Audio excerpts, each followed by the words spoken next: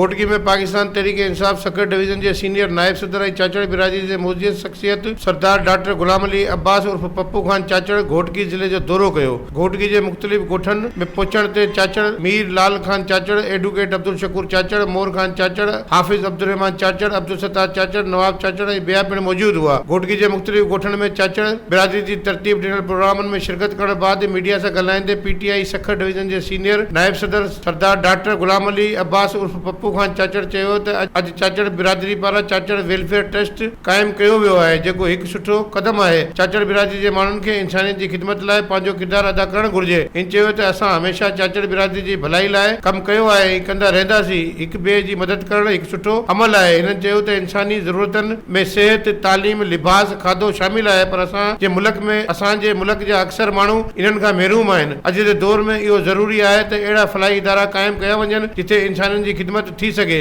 हिन खां अॻु सरदार डॉक्टर गुलाम अली अब्बास उर्फ पप्पू खान चाचड़ घोटकी के मुख्तलिफ गोठन में पहुंची चाचड़ बिरादरी के माण्हुनि सां इन्हनि जे प्यारनि जी वफ़ात ते ताज़ियत पिण कई। मज़ीद खबरों और तफसीलात के लिए विजिट करें हमारी वेबसाइट www.awamiNewsHD.com।